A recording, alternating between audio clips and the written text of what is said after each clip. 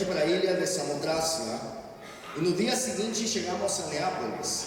Dali alcançamos Filipos, cidade importante dessa região da Macedônia, e colônia romana, e ali permanecemos vários dias.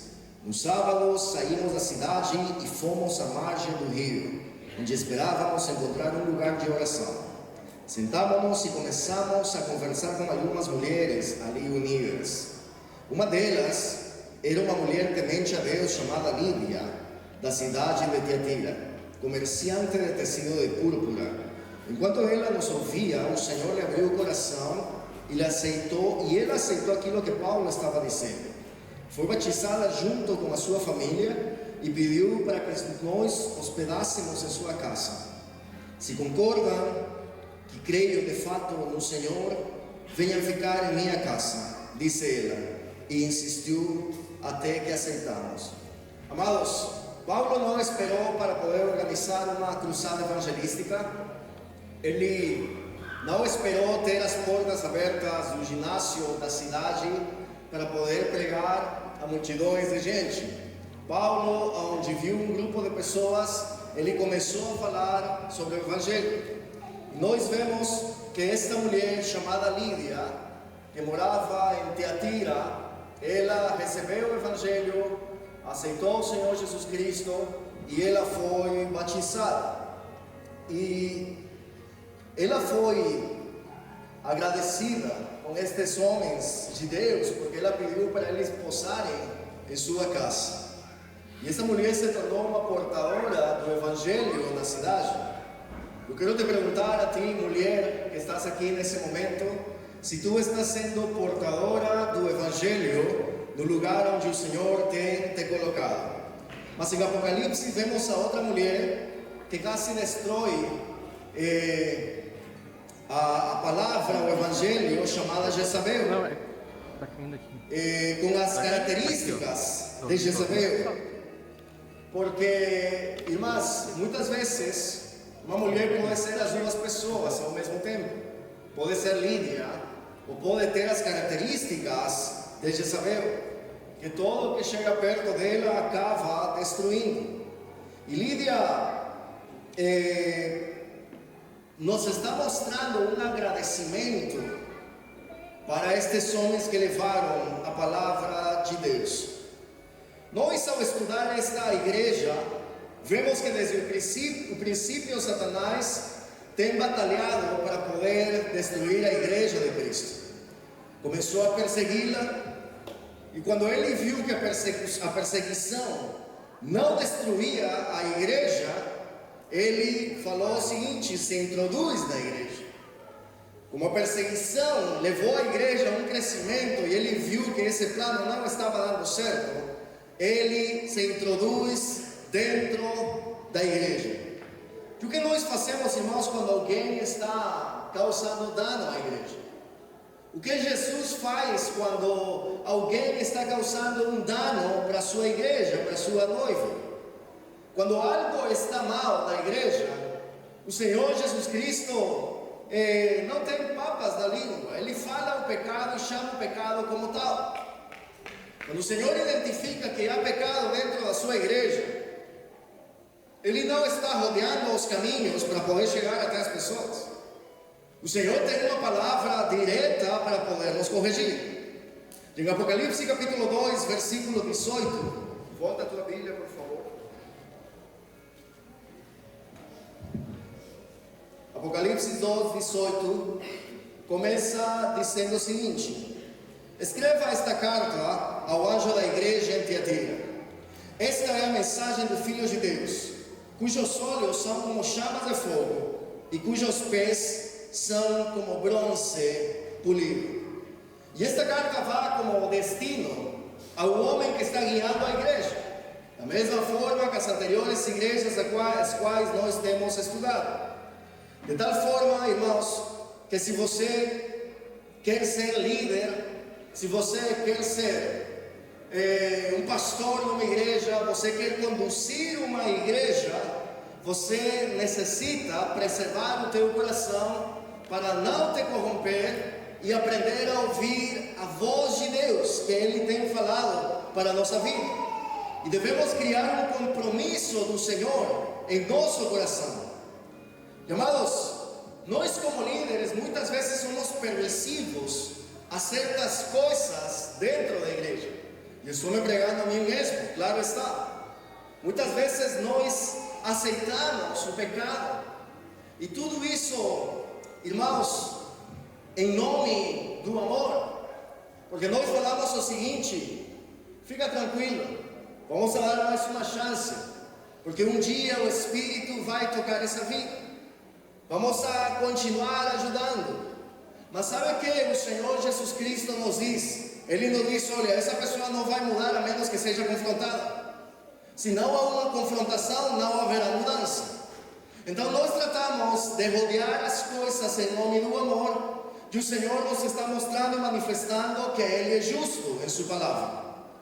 Então, igreja, necessitamos entender que somos responsáveis da saúde espiritual da igreja de Cristo, mas somos responsáveis da saúde espiritual da nossa família, somos responsáveis da saúde espiritual da nossa cidade, da nossa nação. E meus irmãos, muitas vezes nós como homens estamos sendo tão permissivos dentro da nossa casa que os nossos filhos vão nos medindo. Os nossos filhos vão nos cutucando, os nossos filhos vão nos testando para ver até onde nós vamos. E quando nós somos permissivos, eles acabam se subindo nas nossas barbas. E quando a gente quer corrigir, quer controlar e quer resolver, está tudo perdido. Porque nós, por evitarmos problemas, não corrigimos. Porque nós, ao invés de trazer uma correção de uma disciplina, a gente evita, porque queremos nos evitar o constrangimento do confronto, porque muitas pessoas não gostam de ser confrontadas. Aliás, ninguém gosta de ser confrontado. Nenhum de nós gosta de ser confrontado. Eu não gosto e você não gosta, por mais que me digas que tu gostas.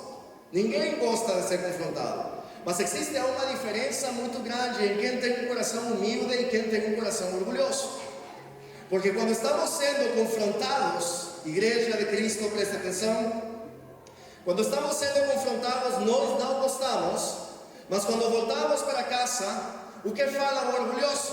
O pastor está fora de si, está enganado, esse cara aqui vai saber da minha vida, ele não me entende, ninguém sabe na igreja o que acontece no meu coração, o que acontece na minha casa, e essa pessoa que é orgulhosa se mantém no seu erro.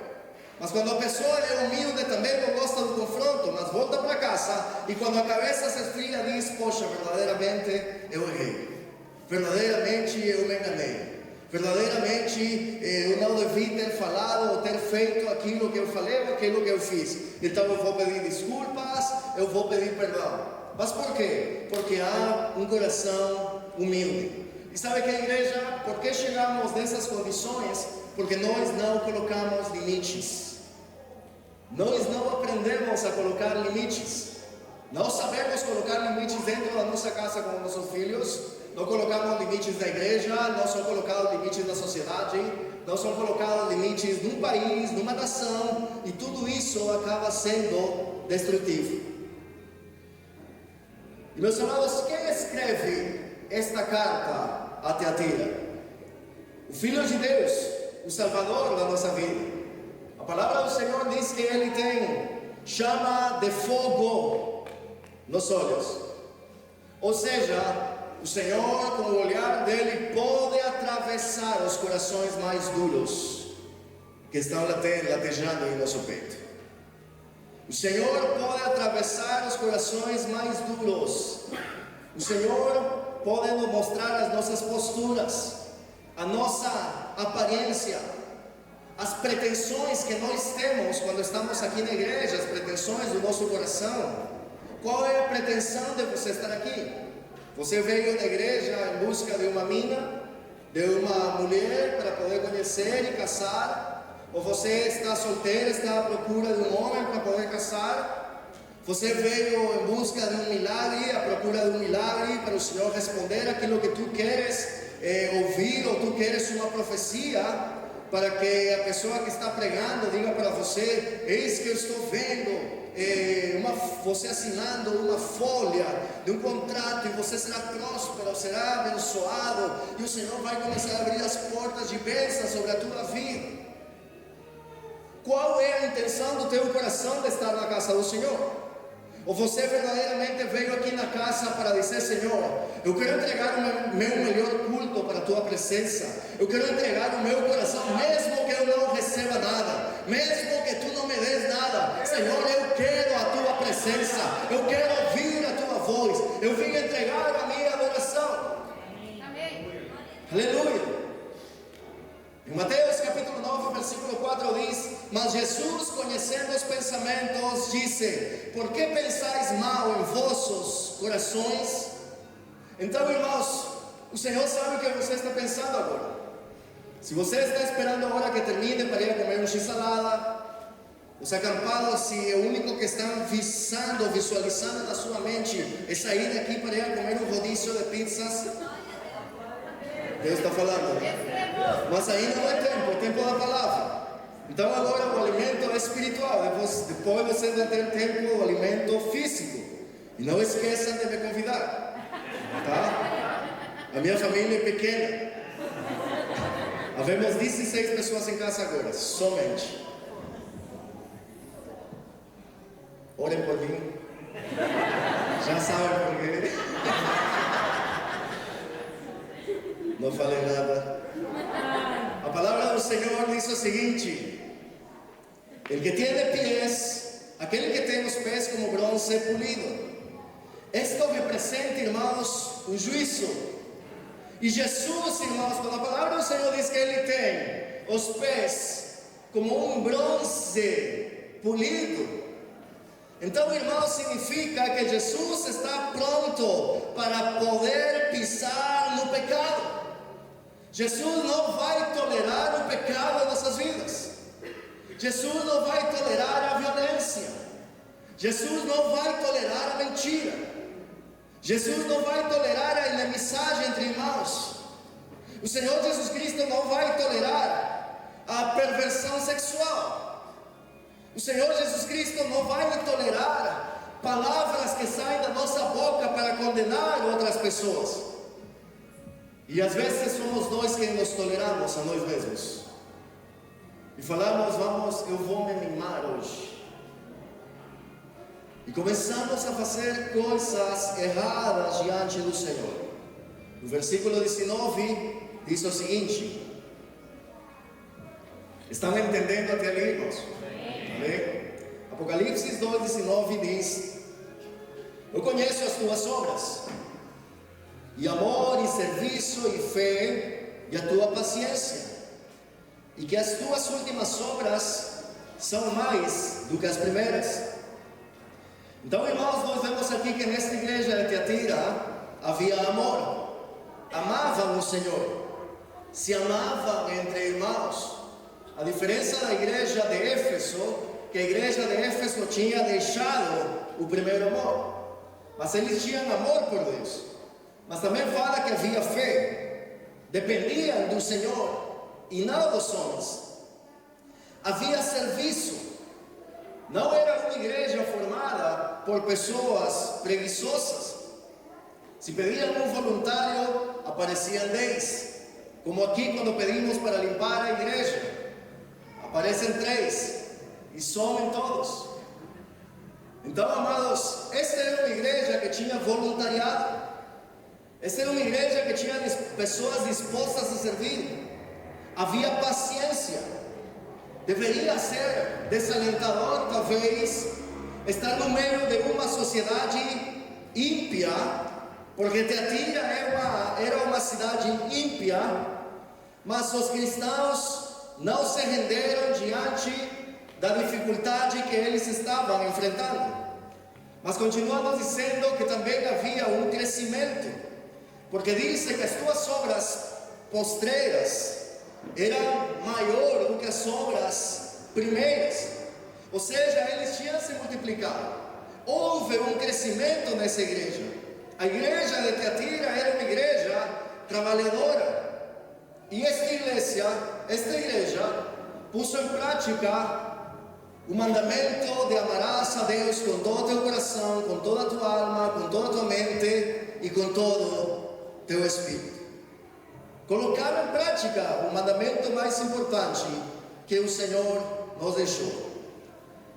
E o Apocalipse, versículo 20, diz o seguinte: mas algumas poucas coisas tenho contra ti. Mais uma vez, em comparação às outras igrejas, o Senhor está falando sobre as características, sobre as qualidades dessas igrejas.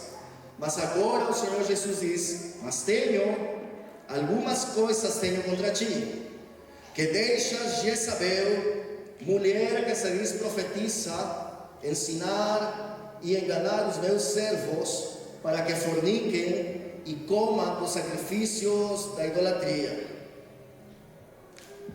Presta atenção aqui. Quem era esta mulher? Esta mulher se fazia chamar de profetisa. Essa mulher tinha alguma certa autoridade para ensinar a Bíblia. E há muitas pessoas que dizem: eu tenho palavras de Deus. E se nós não temos discernimento, se nós não temos sabedoria vinda do Espírito Santo, nós vamos cair na mentira. Nós vamos ser conduzidos ao erro, porque a gente não tem discernimento, não tem presença de Deus. Amados, cada vez que você receba um ensino da palavra, chegue para casa e comece a estudar a Bíblia, porque eu posso estar falando alguma heresia e enganando você. Não aceites tudo que eu falo. Eu sou falho, eu posso me enganar, eu posso errar. Mas, amados, muitos de nós caímos porque não temos o conhecimento necessário. E Deus nos ama tanto, igreja, que o Senhor nos coloca limites em nossa vida. Mas eu quero te dizer, irmãos, que o diabo quer que você atravesse os limites que o Senhor tem dado para você. O inimigo quer te conduzir, te tentar para você quebrar os limites que o Senhor deu para ti. E quem era Jezabel no Antigo Testamento? Ela era filha do rei Tiro e servia e adorava Baal. Tinha 450 profetas de Baal. Esta mulher introduz a idolatria dentro do povo de Israel. Ameaçou de morte ao profeta Elias, e era uma mulher que dominava o seu marido. Não olhe para os lados. Mas era uma mulher controladora de seu marido. Era uma mulher que ficava em cima dele. E este era um homem que se deixava controlar pela mulher. Mas como terminou esta mulher? A palavra do Senhor em 2 Reis, capítulo 9, 35 diz: e foram para sepultar, porém não acharam dela senão somente a caveira, os pés e as palmas das mãos. Os cachorros comeram o corpo dela. Eu quero te dizer que o pecado sempre termina da pior maneira possível em nossa vida, porque o Senhor nos diz: o salário do pecado é a morte. E te pergunto, igreja, como você quer terminar os seus dias? Como você quer terminar os seus dias diante de Deus, nessa terra? E o prazer momentâneo, igreja, o prazer momentâneo te leva a uma destruição num futuro imediato. Se você está vivendo prazeres momentâneos que te afastam da presença de Deus, preste atenção nesta palavra, porque é para ti. Depois não digas: que pena que não veio meu esposo, que pena que não veio minha mulher, porque essa palavra era para ela. Se tu estás aqui é porque essa palavra é para você. Então, amados, se tu estás vivendo prazeres momentâneos, saiba que no futuro próximo haverá destruição. Em 1 Timóteo capítulo 2, versículo 9, diz: do mesmo modo as mulheres se ataviem em traje honesto, com pudor e modéstia, não com tranças ou com ouro ou pérolas ou vestidos preciosos, mas como convém a mulheres que fazem profissão de servir a Deus com boas obras. E hoje, amados, e isto vai não somente para as mulheres, vai para os homens também.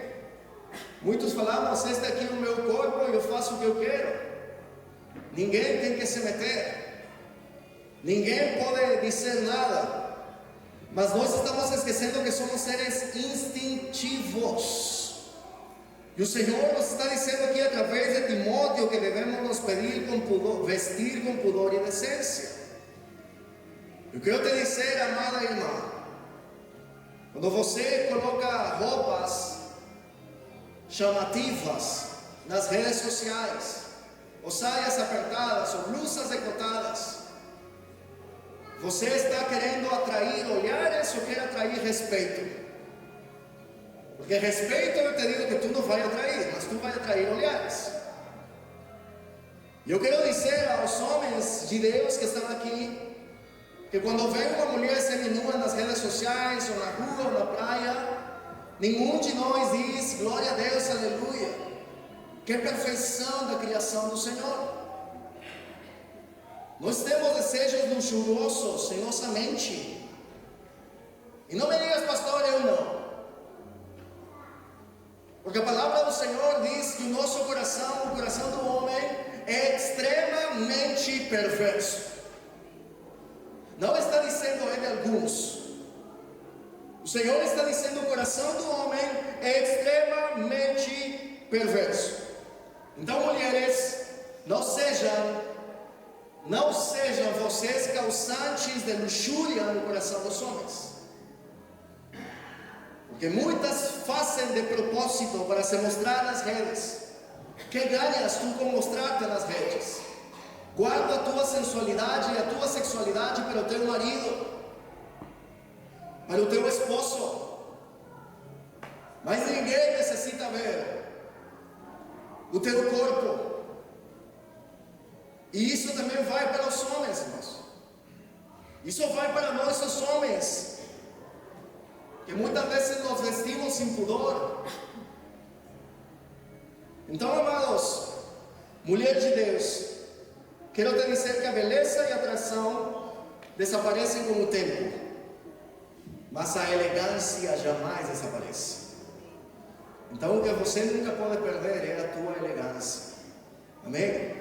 E se você quer ser uma mulher de Deus, leia Provérbios 31.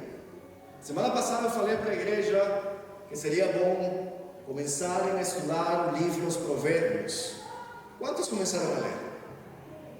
Quantos começaram a ler Provérbios nessa semana? E a grande minoria de todos.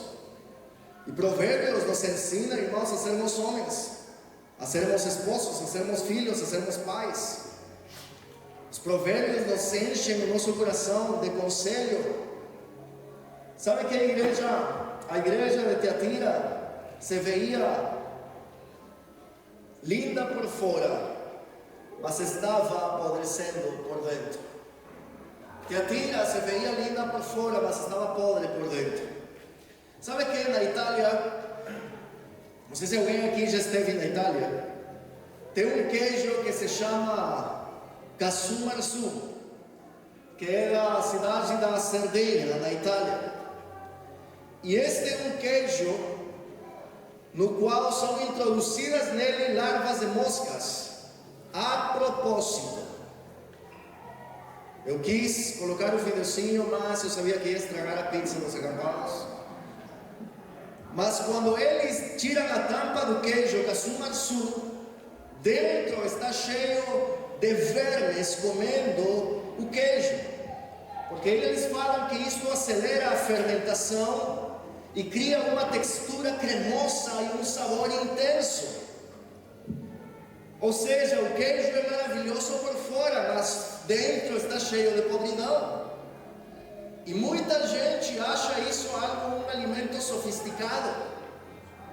A igreja de Tiatira era linda por fora, mas estava podre por dentro. Muitos de nós, os que estamos aqui, Somos lindos por fora, mas por dentro estamos cheios de vermes e podridão. As pessoas olham para você, olham para mim e dizem: mas que maravilhosa tu estás, que lindo cabelo que tu tens. E falam: cara, que elegante, que bem que você veste.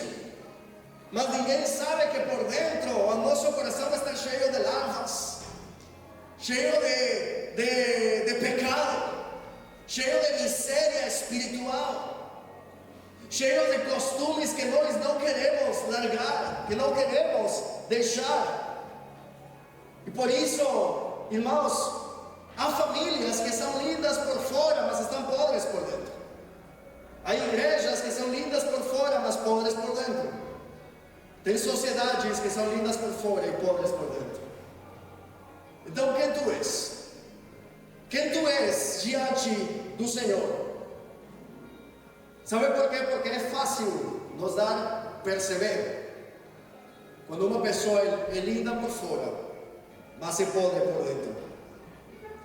Apocalipse 21, 2, 21 diz: e dei-lhe tempo para que se arrependesse da sua fornicação, e não se arrependeu. Não há nada mais triste, igreja, que uma pessoa ser confrontada biblicamente e não querer se arrepender do seu pecado. Não existe nada mais triste do que isso. Em Romanos 2, 4 ao 7 diz o seguinte, prestem atenção aqui: ou desprezas as riquezas da sua benignidade e paciência e longanimidade, ignorando que a benignidade de Deus te leva ao arrependimento, mas segundo a tua dureza e teu coração impenitente, entesouras ira para ti no dia da ira e da manifestação do juízo de Deus, o qual recompensará cada um segundo as suas obras. O Senhor vai nos recompensar segundo as nossas obras, e saber a vida eterna aos que com perseverança em fazer bem procuram glória, honra e incorrupção. E meus amados, pecado não confessado será um pecado julgado. Pecado não confessado será um pecado julgado. E quem não se arrepende por orgulho ou por vergonha do que dirão os meus irmãos, que dirá a minha família, que dirão as pessoas, um dia tu serás julgado. E sabe que a igreja, se tu me prestas atenção nisso, a muitos de nós nos encanta tanto o pecado que nos parecemos a Faraó de Egito. Preste bem atenção nessa analogia. A muitos nos encanta tanto o nosso pecado que nos parecemos a Faraó do Egito. Porque nós sabemos que haviam as pragas do Egito, e uma delas é uma praga de rãs. Moisés falou para o faraó: Faraó, me diga quando tu queres que essas rãs desapareçam do Egito. E Faraó disse o seguinte: amanhã. Ou seja, ele queria passar ainda mais uma noite cheio de rãs dentro da sua casa, dentro da cidade. Muitos de nós falamos o seguinte: mas é a última fornicadinha, é a última vez que eu vou no motel com a minha amante, é a última pitada de cigarro que eu dou, é a última pitada da maconha que eu dou, é a última cheirada que eu vou dar, é a última vez que eu vou para ir lá no bar, é a última vez que você vai beber. Quando o Senhor está dizendo para você e para mim: ou você muda porque o teu pecado um dia vai te levar para a destruição. A palavra é clara. Por isso que nós vivemos, irmãos, caindo em temporadas, vivemos temporadas caindo no mesmo erro. E não adianta nos enganar e dizer: agora sim eu vou mudar, porque você necessita de Cristo para a mudança de vida. Você necessita de Cristo, necessitamos de Cristo para a mudança de vida.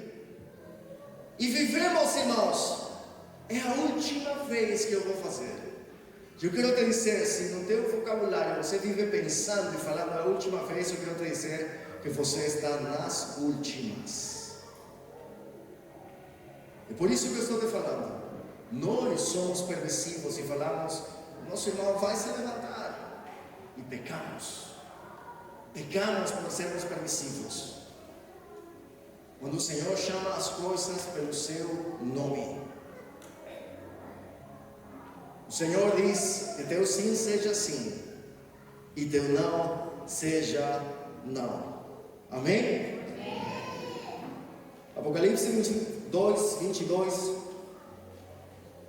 Eis que apoiei numa cama, e sobre os que adulteram, com ela virá grande tribulação, se não se arrependerem das suas obras.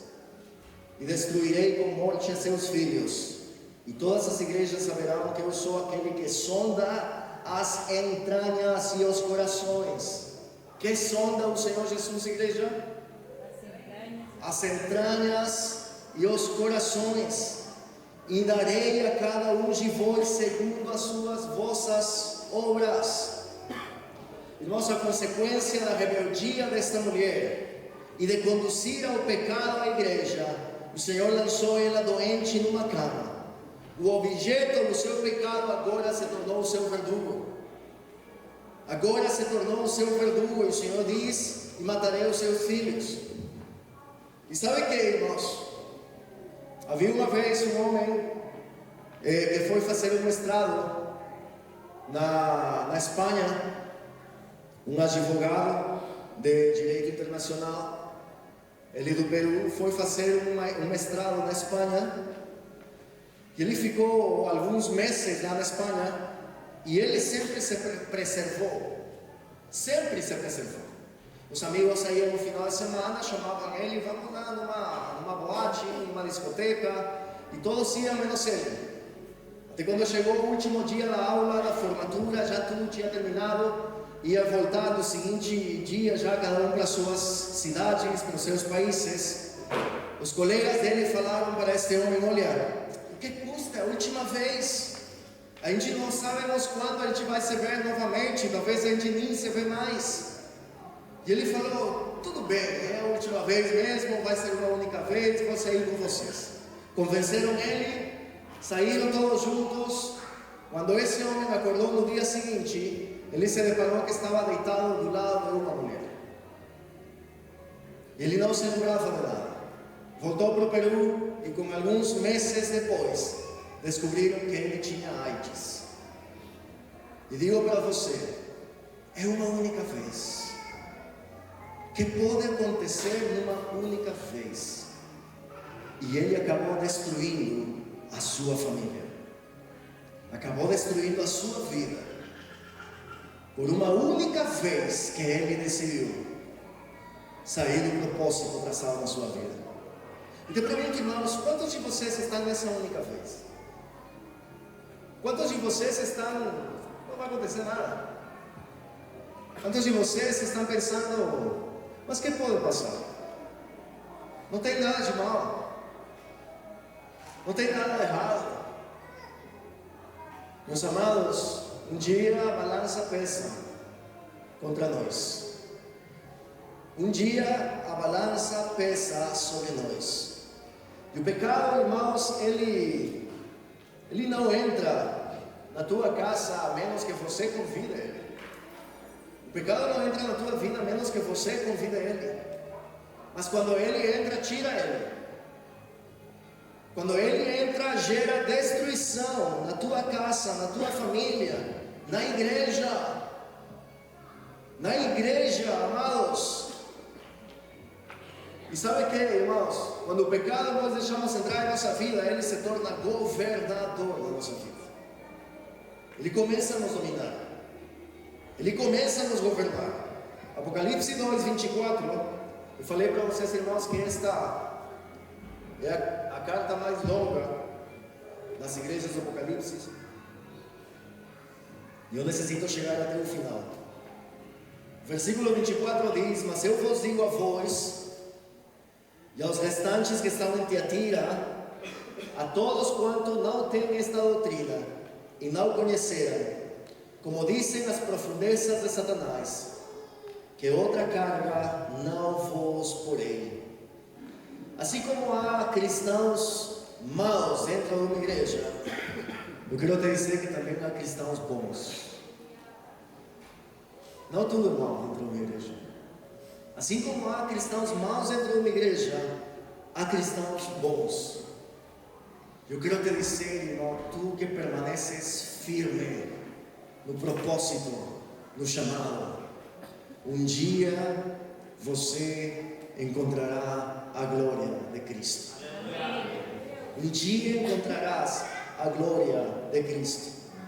Aqueles que reiteram a fé, aqueles que são fiéis e caminham em santidade, diz o Senhor: não lhes porei outra carga mais, porque vocês já estão fazendo bem. E o Senhor está falando isto. O Senhor está falando isto a um remanescente de cristãos que permanecem firmes. O Senhor está falando aqui para um remanescente de cristãos que dizem: eu vou correr a segunda milha. Estou cansado. Eu estou fazendo muito. Parece que sou o único que faz as coisas. Mas eu vou fazer e correr a segunda milha porque eu amo Cristo. Porque eu amo a sua casa. Enquanto muitos dizem: eu já fiz a minha parte, eu já estive domingo na igreja, o restante de dias eu não sirvo em nada na igreja, não sirvo na limpeza, não vou na oração, não vou nas quartas-feiras. Para que eu vou encher e lotar a minha agenda de atividades? Se um domingo já está bom demais, é suficiente. Mas o Senhor está dizendo, claro, há casos e casos, situações e situações, mas o Senhor está dizendo: aquele que reter a fé e for fiel e caminhar em santidade, eu não colocarei mais uma carga, porque vocês já estão fazendo bem. E se essa igreja se mantém de pé, é porque há um remanescente que está em oração. Lembre-se, toda terça-feira há um grupo de irmãos que estão em oração, que estão buscando a presença de Deus. Todo sábado às 6 da manhã há homens que estão se levantando. E é pesado muitas vezes sair da cama, porque um dia frio ou um dia chuvoso, mas se levantam da sua cama para sair e vir na igreja em oração. Eu quero te dizer, amados, no amor do Senhor e com temor de Deus, a igreja se mantém de pé por causa dos joelhos que estão orando. Sejam poucos, seja a minoria, mas há joelhos que estão em oração, que estão orando pela tua família, que estão orando pela igreja. Enquanto muitos, é melhor ficar em casa, é melhor ficar dormindo. Não estou dizendo que temos que vir todos os dias, mas pelo menos uma vez no mês. E você vai ver o reconfortante que é ter uma vida de oração. Muitos não vêm nunca. Outros vêm quando se faz uma convocatória. E nós percebemos que as igrejas não querem mais orar. Aí dizemos: eu já oro na minha casa, é suficiente isso. Não tem ganas.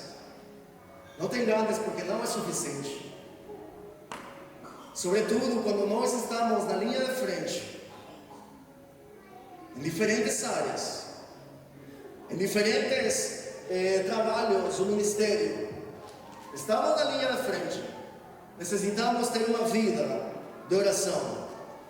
E sabe que a igreja, no versículo 25 diz: mas o que tendes, retende-o até que eu venha. Eu vou ler aqui na outra versão.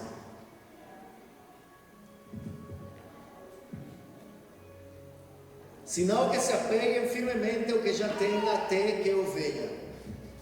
O Senhor está dizendo no versículo 25: o que você tem, aquilo que eu te dei, retende-o até que eu venha. E não somente se trata de ser cristãos, devemos reter aquilo que o Senhor tem nos dado. Amém? Devemos reter aquilo que o Senhor tem nos dado. E te pergunto, o que você perdeu por conta do pecado? O que você tem perdido por conta do pecado? O Senhor diz que aquilo que Ele nos deu, devemos cuidar. O que nós perdimos por conta do pecado? Uma esposa? Um filho? Um trabalho? Um amigo? Porque muitas vezes nem damos valor ao trabalho que o Senhor nos dá. Não cuidamos dele por conta do nosso pecado. Cuida do que Deus colocou nas tuas mãos. Cuida da tua família. Cuida da tua igreja. Cuida do teu ministério. Somente os corajosos fazem isso. Amados, se eu for acelerar aqui um pouco. Apocalipse 2, 26, 28 diz: e ao que vencer e guardar até o fim as minhas obras, eu lhe darei poder sobre as nações. E com vara de ferro as regerás, serão quebradas como vasos de olheiro, como também recebi de meu Pai, e dar-lhe-ei a estrela da manhã. Este é o prêmio para aqueles que perseveram até o final. O Senhor vai te dar a autoridade sobre as nações. Mas você não está entendendo, igreja. Somente os que permanecem fiéis até o final, o Senhor vai te dar autoridade sobre as nações. Você pode estar na China, você pode estar no Egito, pode estar na Alemanha, pode estar no Peru, em diferentes lugares, mas quando há autoridade de Deus na tua vida, as pessoas vão ouvir você. Glória a Deus. As pessoas vão ouvir você e haverá transformação de palavra. Essa palavra que tu pregas trará transformação. Recebi essa semana uma mensagem de um irmão, onde falava para mim: pastor, eu lembro do primeiro dia quando eu cheguei na igreja, que ainda ficava lá no São Luís, faz uns 3 anos atrás, ou 3 anos e meio. Eu ainda lembro que a palavra que você ministrou justamente foi sobre restauração de casamento, de família, e eu fui sozinho naquele dia, mas essa palavra impregnou tanto no meu coração, que eu estava disposto a desfazer minha família, mas essa palavra entrou no mais íntimo do meu coração, que o Senhor me deu autoridade para poder restaurá-la. E hoje estamos juntos. Hoje a minha família está junto, estamos servindo, estamos fortalecidos. Amados, uma palavra que foi ministrada 3 anos atrás, eu jamais ia lembrar disso. Mas a palavra do Senhor jamais volta vazia, quando nós verdadeiramente ouvimos e praticamos ela. Porque muitos ouvimos a palavra, estamos ouvindo a palavra aqui, mas quando saímos, esquecemos dela e não fazemos nada do que nos foi ensinado. Amados, os cristãos sim podemos influenciar a cidade. No Salmos 2:8 diz o seguinte: pede-me e eu te darei as nações por herança e os fins da terra por tua possessão. Eu lembro quando eu era criança, adolescente, eu sabia do meu chamado ministerial. E a minha mãe sempre falava para mim: lembra-te dessa palavra. O Senhor diz: pede-me e eu te darei as nações por herança. E meus irmãos, essa palavra hoje tem me levado a diferentes nações, levando a mensagem de Cristo. Onde o Senhor tem me prestado os ouvidos de muita gente, para poder ouvir não a minha mensagem, mas a mensagem de Cristo. Então essa palavra que está sendo ministrada, irmão, necessita trazer transformação para a tua vida. Por isso o Senhor diz: aos que vencerem, darei autoridade sobre as nações. E com isto eu resumo. O grupo de louvor me ajuda, por favor. Diz o seguinte: os pontos que foram tratados agora. Não te deixes influenciar pelo sistema do mundo. Não te deixes influenciar pelo sistema do mundo. Não te deixes enganar pela falsa doutrina. Se você ouve alguém que dentro da igreja fala, não vem na oração, tu não precisa. Para que tu vai vir na oração? Isso não é de Deus. Se você ouve alguém que fala para ti, cara, para que tu vai tantos dias na igreja, cara? Passa mais tempo com a tua família. Não necessitas viver enfiado na igreja. Irmãos, isso não provém de Deus. Não adianta nos enganar, não adianta dizer o contrário, porque a palavra do Senhor diz que nós não devemos deixar de congregar como alguns têm por costume. E muitos amam deixar de congregar. Muitos amam ficar em casa assistindo um filme, ao invés de estar na casa do Senhor. 3. Não te deixes amedrontar pelo sistema satânico. Essas pessoas queriam saber mais do diabo que de Jesus. Toma cuidado. Muitos estão atrás, eu quero saber o que o diabo pode fazer, o que o inimigo pode fazer. Preocupa-se com aquilo que Jesus fala para a tua vida. Preocupa-te com isso, preocupa-te com a autoridade que o Senhor pode trazer para a tua vida. 4. Não troques os valores divinos pelos valores mundanos. Não troques os valores divinos pelos valores mundanos. E fica de pé. Com este versículo eu termino.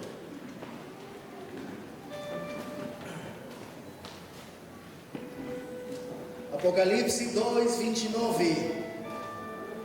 Preste atenção, igreja. Apocalipse 2, 29. Quem tem ouvidos, ouça o que o Espírito diz às igrejas. Quem tem ouvidos, ouça o que o Espírito diz às igrejas. Se você tem ouvidos, ouça o que o Senhor está te falando. Escute que o Senhor está te lançando uma advertência, porque Ele deu uma oportunidade para esta mulher conhecida como Jezabel, para ela poder se corrigir.